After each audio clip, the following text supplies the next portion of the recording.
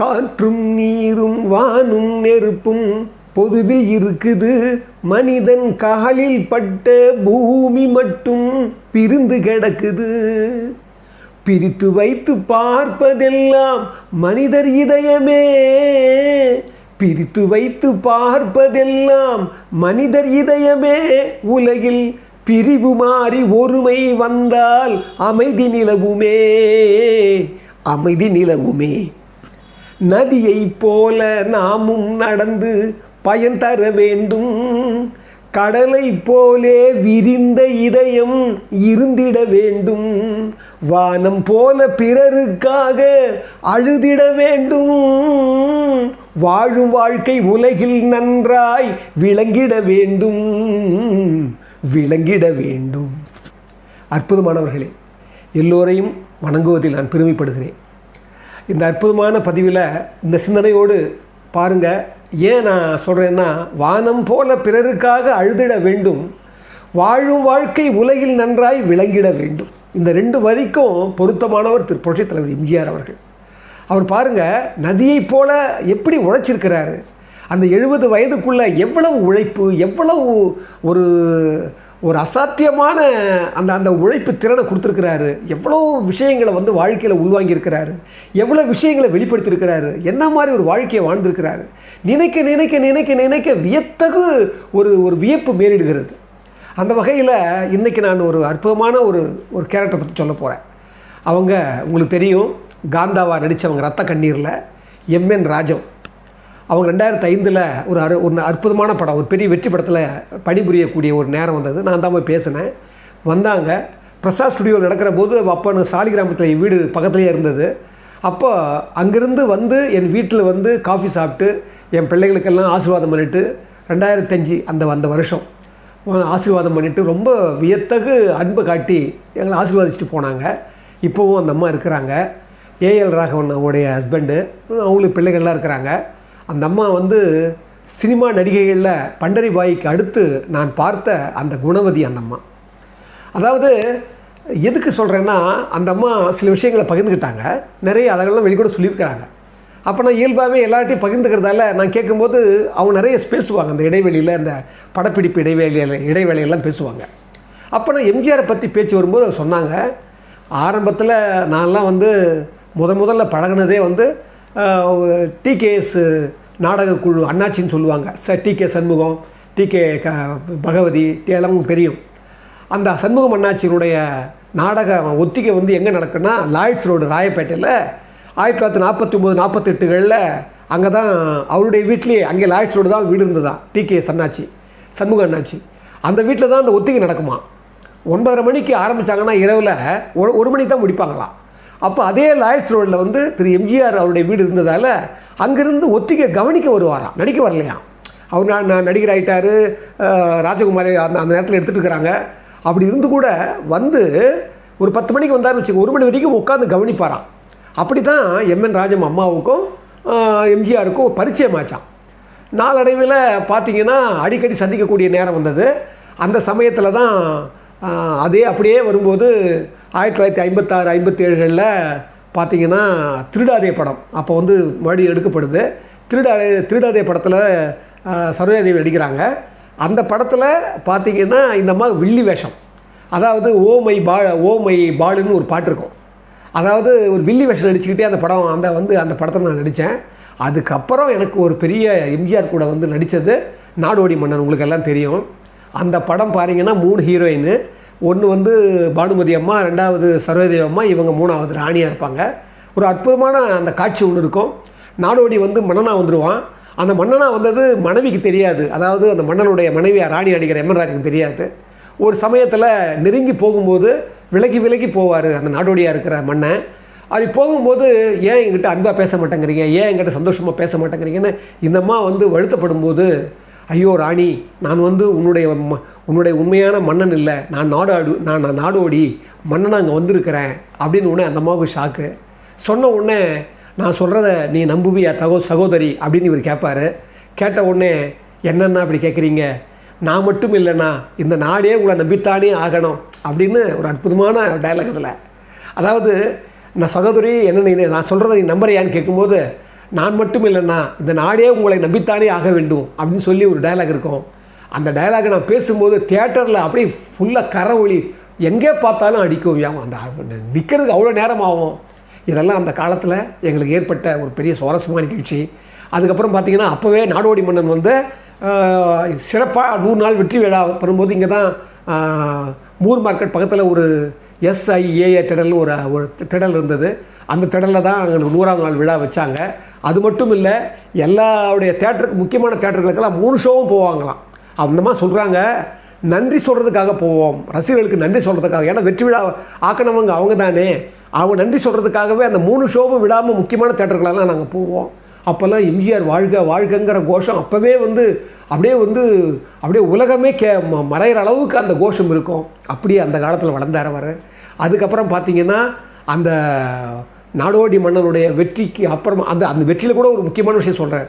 அவன் நம்பியார் சாமி என்ன பண்ணாராம், அந்த காலத்தில் இவ்வளோ பெரிய வெற்றி நம்ம கொடுத்துருந்தா கூட அவருக்கு நாம் எதாவது செய்யணும்னு சொல்லி MN ராஜம் அம்மா, சரோஜாதேவி அம்மா, ஜி சவுந்தலா அம்மா, அந்த படத்தினுடைய GK Ramu cameraman, SM Subbaiya Naidu, Nambiar Sami இவங்கெல்லாம் சேர்ந்து ஒரு எம்ஜிஆருக்கு ஒரு பரிசு கொடுக்கணும்னு சொல்லி திரு நம்பியார் சாமிக்கு வந்து அப்போ வந்து கோயம்புத்தூரில் ஒரு ஃப்ரெண்டு இருந்தாராம், ஒரு ஆளுயர கோப்பை கொடுத்தாங்களாம். அந்த ஆளுயர கோப்பையை செய்கிறதுக்கு ஒரு முழுசாக சர்க்கரையை போட்டு கொடுத்தாங்களாம்.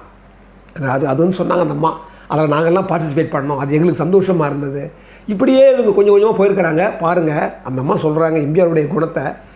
எங்கே பார்த்தாலும் எப்போ பார்த்தாலும் அவர் என்ன சொல்லுவாராம், அவரை பார்க்க போனோன்னு சொன்னால் கூட MN ராஜன் சொல்லுவாங்க, நாங்கள் ஏதாவது வந்து ஒரு சின்ன பொருளாவது நான் கொடுக்கணும்னு நினைப்பேன். ஏன்னா ஒரு குசேலன் வந்து எப்படி கிருஷ்ண பரமாத்மா கொடுத்தார் அது மாதிரி நான் நினைப்பேன். அந்த மாதிரி திரு எம்ஜிஆர் வந்து ஒரு லெவலுக்கு வந்து பெரிய நடிகராக வந்துட்டார், பெரிய மாசு ஹீரோவாக வந்துட்டார். அந்த சமயத்தில் ஒரு தடவை சாமுண்டீஸ்வரி ஸ்டுடியோ இங்கே பெங்களூரில் மைசூரில் சாமுண்டீஸ்வரி ஸ்டுடியோ இருக்கும்போது அப்போ இந்த அம்மா ஒரு ஷூட்டிங் போயிருந்தாங்களாம். அப்போ இவங்க போகும்போது ஹஸ்பண்ட் AL ராகவன் பிள்ளைங்களோட தான் போவாங்களாம். அப்போ அதே ஸ்டுடியோவில் பக்கத்தில் வந்து எம்ஜிஆர் இதயக்கடி நடந்துகிட்டு இருந்ததான். சரி, இவங்க நடக்குதுன்னு சொன்னோன்னு தெரிஞ்சிட்டாங்க அந்த அம்மா.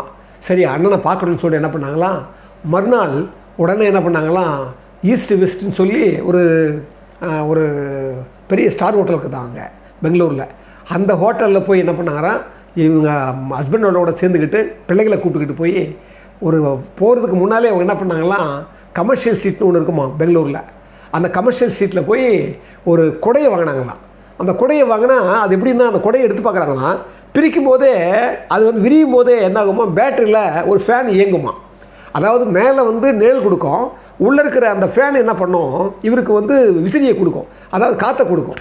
அந்த மாதிரி அவங்க என்ன பண்ணுறாங்க, அது விசிறிக்கும் போதே எடுக்கும் போதே இது நல்லா இருக்குதே, இது அண்ணனுக்கு கொடுக்கலான்னு சொல்லிட்டு என்ன பண்ணாங்களாம், மறுநாள் அதான் அந்த ஹோட்டலுக்கு போகிறதுக்கு முன்னால் போய் வாங்கிட்டு மறுநாள் அங்கே ஹோட்டலுக்கு போய் சந்திக்கிறாங்களாம் எம்ஜிஆரை.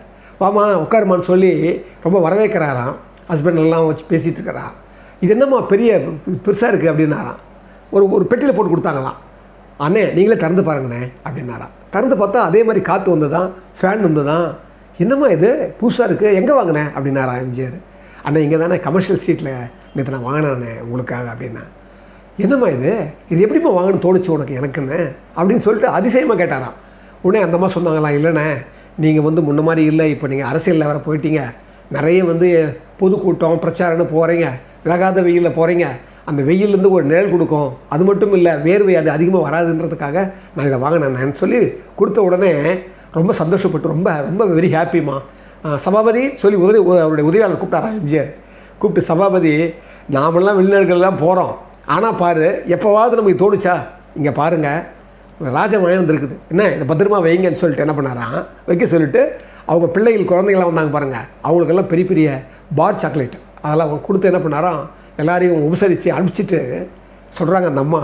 அதுக்கப்புறம் பாருங்கள், அன்றைக்கி நாங்கள் போயிட்டா ஷூட்டிங் போயிட்டு பக்கத்து செட்டில் இதயக்கண் நடக்குது, இந்த செட்டில் நான் என்னுடைய ஷூட்டிங் நடக்குது. நான் ஷூட்டிங் நடக்கும்போது திடீர்னு வந்து ஒரு அசிஸ்டன்ட் டைரக்டர் வந்து என்ன சொல்கிறாங்க, பக்கத்தில் இருக்கிற செட்டில் சின்னவர் வந்து உங்களை வர சொன்னாருங்க அப்படின்னு சொன்ன உடனே பக்கத்தில் யார் இருக்காங்களா, இவங்க கூட நடிக்கிறவங்க MN ராஜன் கூட நடிக்கிறவங்க VK ராமசாமி ஐயாவும் தங்கவேல் சார் தான் இருக்காங்களாம். உடனே எனக்கு என்னைக்கு ஏன் கூப்பிட்டாரு, காலைல பார்த்துட்டுனே அப்படின்னு சொன்ன உடனே, இல்லை சின்னவர் கூப்பிட்றாருமா போய் பார்த்துட்டு வாமா அப்படின்னு தங்கவேல் அண்ணனும் VK யாரும் சொன்னாங்க. நான் இங்கேருந்து போகிறேன், பார்த்தா நான் அந்த செட்டுக்குள்ளே நுழையிறேன், பார்த்தா ஒரே கரகோஷம், கொடை வள்ளலே வருக, கொடை வள்ளலே வருக, கொடை வள்ளலே வருகன்னு பார்த்தா இந்த பக்கம் 10 பேரா அந்த பக்கம் 10 பேர் நிற்க வச்சுட்டு ராஜமம்மா நடுவில் போகிறாங்களாம். போனால் எல்லாரும் கைத்தட்டி ஒரே வரவேற்கிறாங்களாம். எம்ஜிஆரும் கொடை வள்ளலே வருக, கொடை வள்ளலே வருகன்னு கைத்தட்டி இவர் ஆரவாதிக்கணும்னா இந்த அம்மாவுக்கு வெக்கமாக போச்சான். அண்ணே என்னண்ணே இப்படி பண்ணுறீங்க அப்படின்னு ஒன்று. அம்மா நீ தானம்மா ஒரு கொடையை கொடுத்து ஒரு கொடை, அது கொடைன்னே சொல்லலையா எம்ஜிஆர், கொடை வள்ளலாக நீ தானம்மா வந்து பண்ணிட்டேன், உன்னை நான் வரவேற்கணும் இல்லையாம்மா, அதுக்கு நான் நன்றி சொல்லணும் இல்லையாம்மா, அதுக்கு தாம்மா இந்த நன்றி இந்த வரவேற்பு அப்படின்னாங்களாம்.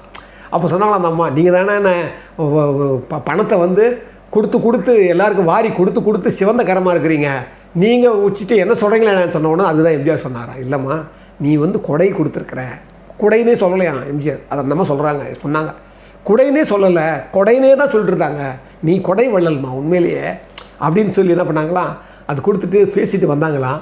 அதுக்கப்புறமும் சொல்கிறாங்க அந்த அம்மா, அதோட முடியலை, எங்கே ஒரு திருமண ஃபங்க்ஷனு எங்கே ஒரு இருந்தாலும் விசாரிக்காமல் போக மாட்டார்.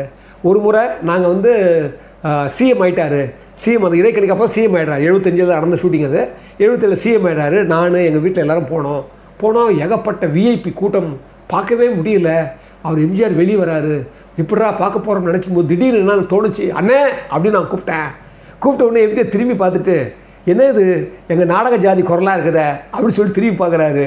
கிட்ட கூப்பிட்டு, இதுக்கு நீங்கள் அண்ணன்னு கூப்பிட்ட உடனே ஒரு நாடக ஜாதி குரலாம் தெரிஞ்சு போச்சு எனக்கு, வா எப்படி இருக்கிற என்னமா இருக்கிற சொல்லிட்டு எல்லாம் விசாரிச்சுட்டு நாங்கள் அவர் பாராட்டு சொல்லிட்டு வந்துட்டோம். அதுக்கப்புறமும் கூட சொல்கிறாங்க அந்த அம்மா, அதுக்கப்புறம் ஒரு திருமண ஃபங்க்ஷனில் பார்க்குறாங்க. அந்த நேரத்தில் அவங்களுக்கு நிறைய படமே இல்லை. அப்போ எம்ஜிஆர் கேட்குறாரு, அம்மா எப்படிம்மா ராஜம்மா நல்லா இருக்கியா, எப்படி இருக்குது தொழிலெல்லாம் போதானே, இல்லைண்ணே இப்போ நான் தொழிலுக்கே போகிறது இல்லைண்ணே, படங்கள் வர்றது இல்லைண்ணே, நான் வீட்டில் தானே இருக்கிறேன், இவ்வளோ தான் சொன்னாங்களாம் அந்த அம்மா. நான் வீட்டில் தானே, ஐயோ அப்படி இல்லையம்மா, உன்னுடைய தமிழ் நல்ல தமிழாச்சு, நல்லா உச்சரிப்பியே நீ, உன்னுடைய தமிழ் உன்னுடைய குரல் இந்த எல்லா இடத்துலையும் கேட்கணுமா அப்படின்னு சொல்லிட்டு போயிட்டாராம் எம்ஜிஆர். அவர் சொல்லிட்டு போனாராம். சில நாட்களிலே அவர் சொல்கிறாங்க அந்த அம்மா, சில நாட்களிலே 1981 திடீர்னு பார்த்தா அரசாங்கத்தின் மூலமாக தரமணியில் இன்ஸ்டியூட் இருக்கு பாருங்கள், தமிழ்நாடு திரைப்பட பிரிவு, அங்கேருந்து திரு எம்என் ராஜமுக்கு அழைப்பு கொடுக்குறாங்களாம். கொடுத்து அந்த தமிழ்நாடு திரைப்பட பிரிவில் செய்தி காட்சியை கொடுப்பாங்க பாருங்கள், செய்திச்சூழல் காட்சி கொடுப்பாங்க பாருங்கள், அந்த டிவிஷன் பிரான்ச்சு அவங்க என்ன பண்ணுறாங்க, அதுக்கு டப்பிங் பேசுகிறதுக்கு ஒரு ஆள் நியமிப்பாங்க. கிட்டத்தட்ட 7 வருடம் 1981 அதுக்கப்புறம் 7 வருடம் நான் வந்து ஃபுல்லாக அவர் எம்ஜிஆரோட அவருடைய ஆதரவால் நான் டப்பிங் பேசி அதுக்கு நான் ஒரு வர்ணனை கொடுப்பேன். அந்த வர்ணனை ஒவ்வொரு தடவையும் இது நல்லா இருந்தது, ராஜா நல்லா பேசியிருக்கான்னு அந்த நிலைமையில் கூட திரு சிஎம் வந்து குறிப்பு எழுதி சொல்லி பாராட்டி அனுப்புவார். இப்படித்தான் நாங்கள் எம்ஜிஆரை பார்த்துருக்குறோம்.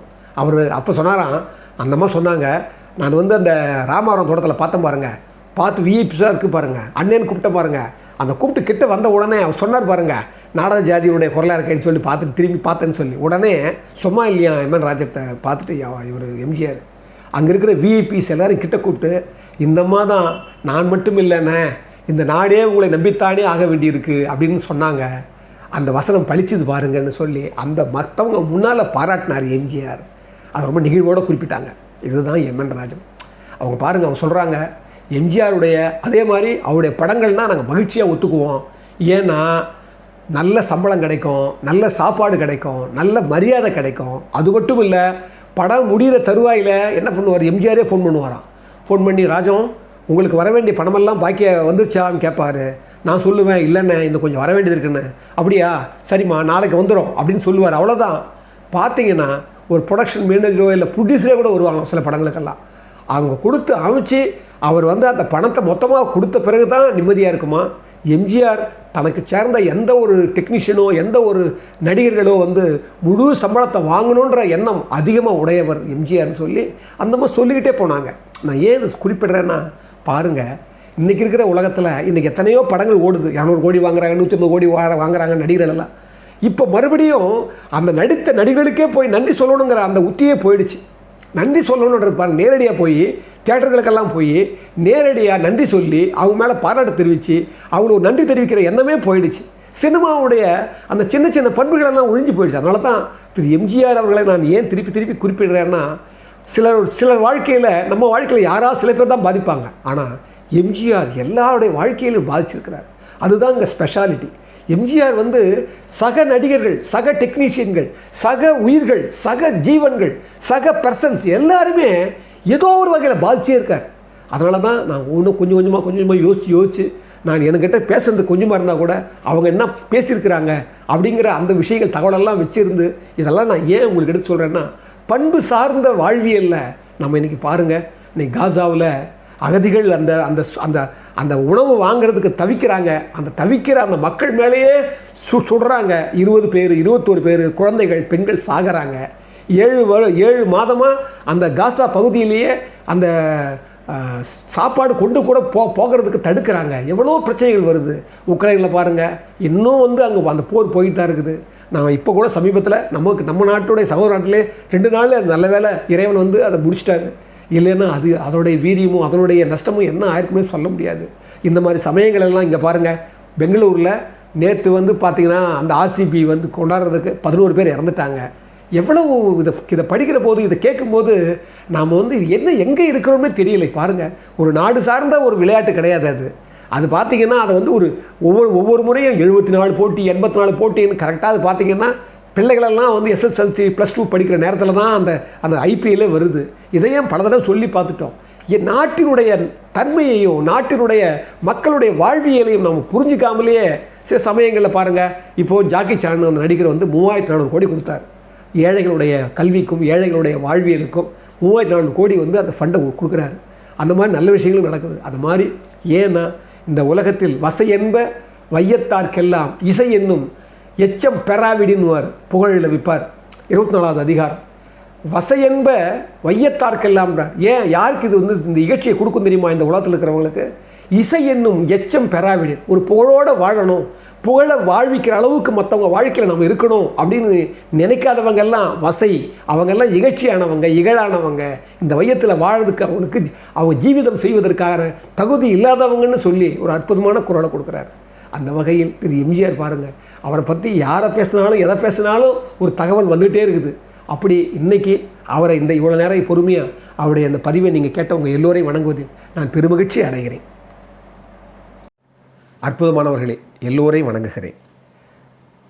புரட்சித் தலைவருடைய பொன்மனச்செம்மலுடைய அடி தொண்டர்களாக இருக்கிற நாமெல்லாம் இந்த மாதிரி அவருடைய பெருமைகளையும் பண்புகளையும் இப்படி வந்து பேசி வர்றது அதுவே சந்தோஷம் கொடுக்குது நமக்கு. இதில் வந்து நம்ம வந்து பொருளுதவி தேவைப்படவே தேவையில்லை. ஆனால் யதார்த்தமான இந்த பொருளாதார வாழ்க்கையில் சிக்கிக்கிட்டு ரொம்ப கடினமான ஒரு நிலையில் தான் நாங்கள் வந்து அந்த தமிழ்த்தி நடத்திட்டு இருக்கிறோம். இது வந்து ஏன் பண்ணுற ஒரு சேனல் கிடையாது. எங்களுக்கு என்ன எண்ணமே என்னென்னா, என்னுடைய எண்ணம் முக்கியமான எண்ணம்னா அந்த பண்பு நலன், அன்பு நலன், வாழ்வியலில் மற்றவங்க உதவிக்கக்கூடிய அந்த கொடை நலன், இதெல்லாம் வந்து மற்றவங்களுக்கு பரவணும்னு சொல்லித்தான் அவருடைய பெருமைகளையும் பண்புகளையும், அதாவது வாராது வந்த மாமணின்னு சொல்லுவாங்க பாருங்கள், எத்தனையோ ஆயிரக்கணக்கான லட்சக்கணக்கான வருஷத்துக்கு ஒரு தடவை பூக்கிற பூன்னு சொல்கிற மாதிரி திரு எம்ஜிஆர் அவருடைய வாழ்க்கை அமைஞ்சிருக்கு. அந்த வாழ்க்கையினுடைய ஒளியை நாம் பரப்புறதுக்கு தான் நான் இந்த சேனலை பயன்படுத்துகிறேன். அதனால் அவருடைய அன்பானவர்கள், அவருடைய தொண்டர்கள், உண்மையிலேயே கொடைத்தன்மை இருக்கிறவங்க, உண்மையிலேயே அந்த நிலை இருக்கிறவங்கெல்லாம் இந்த தமிழ்த்திக்கு உதவணும். அப்படி உதவினா இது மேலும் மேலும் இது பல்கி பெருகும்னு சொல்லி உங்கள் எல்லோரையும் மீண்டும் வணங்குவதில் நான் பெருமகிழ்ச்சி கொள்கிறேன்.